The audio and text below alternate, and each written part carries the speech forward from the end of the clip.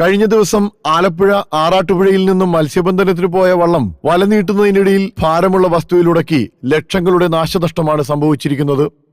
ശരിക്കും ഇപ്പൊ ഈ പല സാധനങ്ങൾ ഒഴുകി വന്ന് കിടക്കുന്നില്ലേ അവിടെ. നല്ല കുറെ നാളിന് മുമ്പേയൊക്കെ കോരിയിട്ടൊരു കുഴപ്പമില്ലായിരുന്നു. ഇപ്പൊ പിടിച്ചവിടെ നിന്ന് എന്ത് സാധനമാണെന്ന് അറിയാൻ വയ്യ. പിടിച്ചു നിന്ന് അവിടെ എങ്ങോട്ട് ഉടക്കം തെളിഞ്ഞിട്ടില്ല. ഇപ്പോഴാണ് തെളിഞ്ഞത്. അങ്ങനെ ഞങ്ങൾ പിടിച്ചിട്ട് കിട്ടുന്നില്ല. വല അറ്ററ്റ് പോവുക. പിന്നെ ഒരു വള്ളക്കാരൻ വന്ന് അവനും കിടന്ന് ശ്രമിച്ചാണ് ഇത് അറ്റു പറഞ്ഞ് കൈ കിട്ടി. ഇതെല്ലാം അറ്റു ആടെ കിടക്കുന്നത്. എന്താ ഇവിടെ എല്ലാം മൊത്തം ഒഴുകി കിടപ്പുണ്ട്. എവിടെയൊക്കെ എന്താന്ന് നമുക്ക് വെള്ളത്തിനടി കിടക്കുന്ന അറിയാനൊക്കുന്നില്ല. ഇത് അടുത്തിടെ അപകടത്തിൽപ്പെട്ട കപ്പലിലെ കണ്ടെയ്നറുകൾ ആകാമെന്ന് സംശയിക്കുന്നു. സ്ഥിരമായി മത്സ്യബന്ധനം നടത്തുന്ന ഭാഗത്ത് തന്നെയാണ് അപകടമുണ്ടായത്. ദുരന്തത്തിൽപ്പെട്ട കപ്പലിൽ നിന്നുള്ള കണ്ടെയ്നറുകൾ അടിഞ്ഞ പ്രദേശത്തിനടുത്താണ് അപകടം സംഭവിച്ചിരിക്കുന്നത്. ഇത്തരത്തിൽ നിരവധി വസ്തുക്കൾ കടലിൽ ഒഴുകി നടക്കുന്നതായും തന്മൂലം ജോലി ചെയ്യുന്നതിന് തടസ്സവും ജീവന് ഭീഷണിയുമുള്ളതായി മത്സ്യത്തൊഴിലാളികൾ പറയുന്നു. അവിടെ സാധാരണ രീതിയിൽ ഞങ്ങൾ സ്ഥിരമായിട്ട് മത്സ്യബന്ധനം നടത്തുന്ന ഏരിയ. അപ്പൊ അങ്ങനെ ഇതിനു മുമ്പ് ഒന്നും സംഭവിച്ചിട്ടില്ല. അപ്പൊ അങ്ങനെ സംഭവിച്ചു. അപ്പൊ ഞങ്ങളുടെ ബലമായ സംശയം കണ്ടെയ്നർ തന്നെയാണ് എന്നുള്ളതാണ്. തീരം പൊതുവിൽ വെറുതിയിലാണ്. ഇപ്പൊ ഞങ്ങളുടെ പ്രതീക്ഷയുള്ള മാസങ്ങളാണ് ഇത്. അപ്പൊ ഈ സമയത്താണ് ഇപ്പൊ ഇങ്ങനെയുള്ള കപ്പലപകടം ഉണ്ടായി കണ്ടെയ്നറും കാര്യങ്ങളൊക്കെ താങ്ങുന്നത്. അപ്പൊ ഈ ഒഴുകി വരികയും പിന്നെ ഒരുപാട് വള്ളക്കാർ, ഞങ്ങളുടെ മാത്രമല്ല ഒരുപാട് വള്ളക്കാരുടെ വല നശിച്ചു പോയിട്ടുണ്ട്.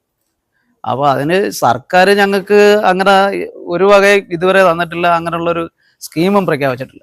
ട്രോളിംഗ് നിരോധനത്തിൽ തീരം കടുത്ത വറുതിയിലേക്ക് കടക്കുന്ന സാഹചര്യത്തിലാണ് മത്സ്യത്തൊഴിലാളികൾക്ക് ഇത്തരത്തിലുള്ള ദുരിതം. ഏകദേശം 2 ലക്ഷം രൂപയുടെ നാശനഷ്ടമുണ്ടായിട്ടുണ്ട്. അപകടത്തിൽ മത്സ്യബന്ധനത്തിന് ഉപയോഗിക്കാൻ കഴിയാത്ത വിധം വല ഭാഗികമായി നശിച്ചു.